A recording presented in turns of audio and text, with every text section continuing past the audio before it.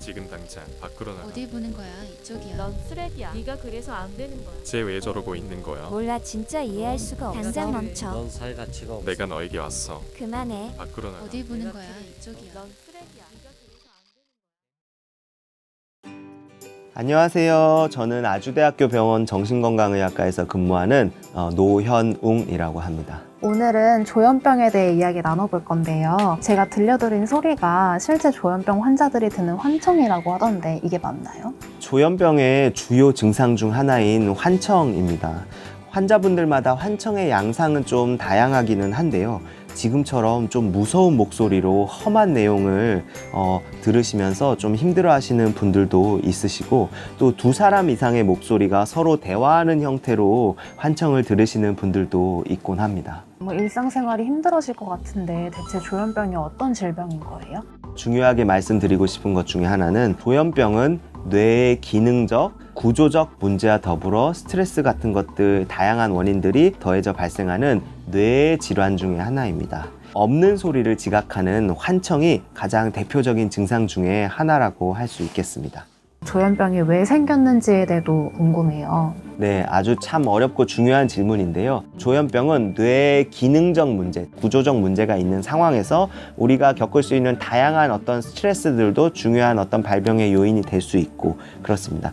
그러면 이 뇌의 기능적인 문제나 구조적인 문제는 도대체 왜 생기느냐?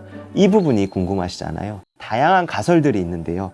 가령 면역학적인 문제가 발생했다. 또는 어린 시기에 어떤 감염에 의해서 그런 문제들이 발생한다. 또는 유전자 때문이다. 이런 여러 가지 연구들이 제안되었지만 밝혀져 있지 못한 상태입니다. 향후 더 많은 연구들이 이루어지고 있고 저희 기관에서도 많은 연구를 하고 있는데, 어떤 이해가 좀 더 넓어지기를 간절히 바라고 노력하고 있습니다. 그러면 환청 외에 다른 증상이 있다면 어떤 게 있을까요? 양성 증상과 음성 증상으로 많이 구분하곤 하는데요. 환청, 망상 증상, 논리적인 언어 사용에 좀 어려움이 생기는 와해된 언어 증상, 좀 이해할 수 없는 몸 동작이라던가 행동을 하는 와해된 행동 증상, 이 네 가지 증상들은 양성 증상으로 분류를 하고 있습니다. 음성 증상의 같은 경우는 감정 표현의 폭이 좀 좁아지고 무의욕 상태, 그러니까 아무것도 하고 싶지도 않고 아무것도 하려 하지 않는 그런 상태가 좀 지속되곤 합니다. 이런 음성 증상은 모든 조현병 환자들에게 항상 존재하는 것은 아니고, 일부 조현병 환자들은 음성 증상을 조금 더 두드러지게 호소를 하곤 합니다. 그럼 환자들은 어떤 걸 보고 어떤 걸 듣게 되는 건지.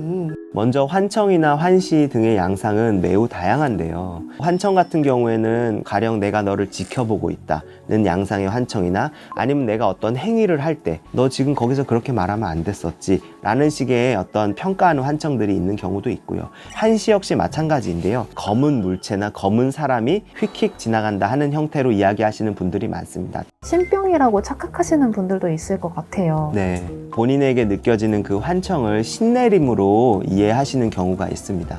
왜 그렇게 생각하셨는지 이렇게 쭉 이야기를 들었을 때는 나만이 알고 있는 은밀한 비밀들이나, 아니면 내 주변과의 관계에서 있었던 그런 미묘한 일들까지 소리가 완벽하게 알고 있는 것처럼 들리기 때문에 그 신이 나에 대해 알고 있구나 라고 생각을 하게 될 수 있습니다. 하지만 사실은 환청이라는 것은 내가 만들어내는 그 소리이기 때문에 내 안에 다양한 정보들과도 관련되어 나타나는 것이죠.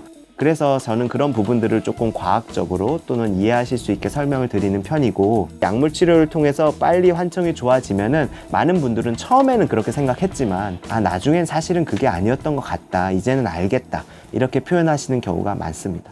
조현병 진단은 어떻게 이루어지나요?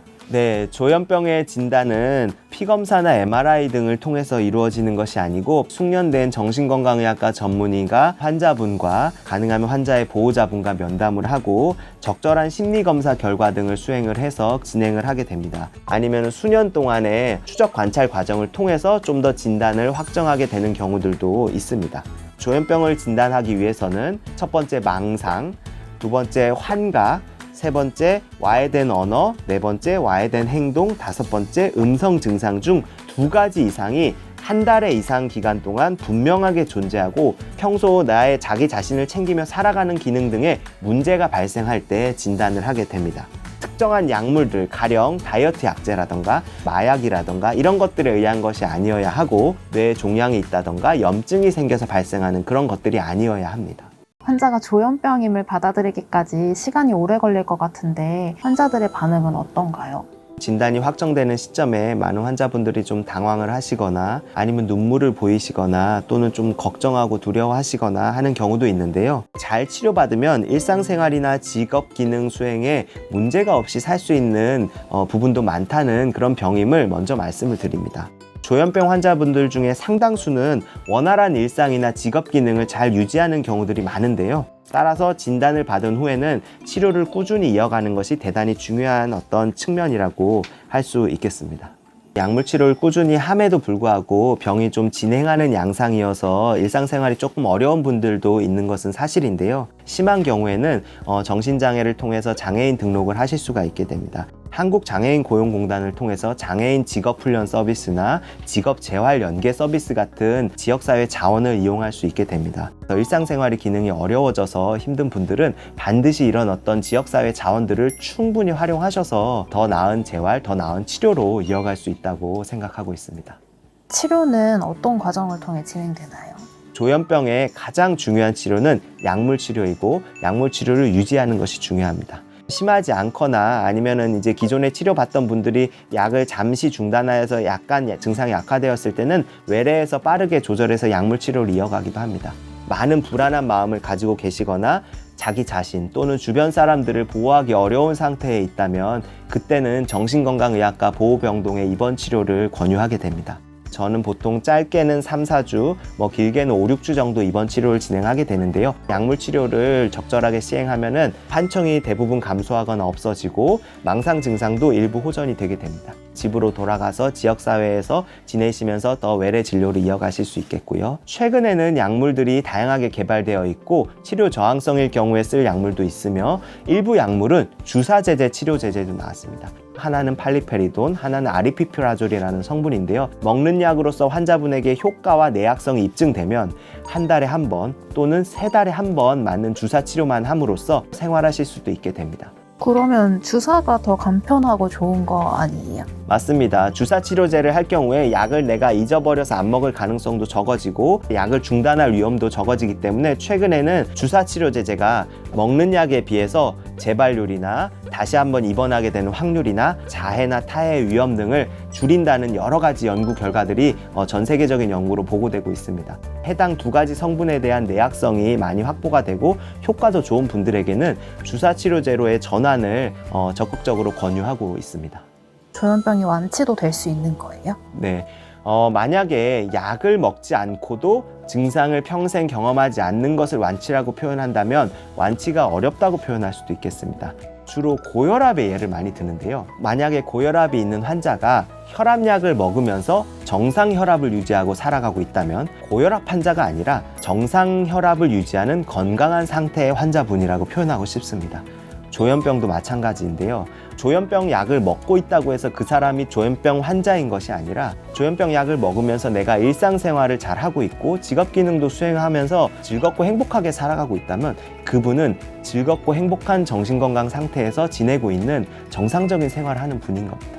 약을 먹으면 환자, 약을 먹지 않으면 환자가 아닌 것이 아닙니다. 이렇게 일상생활을 잘 하고 있느냐, 가장 중요한 지점이라고 볼 수 있겠습니다.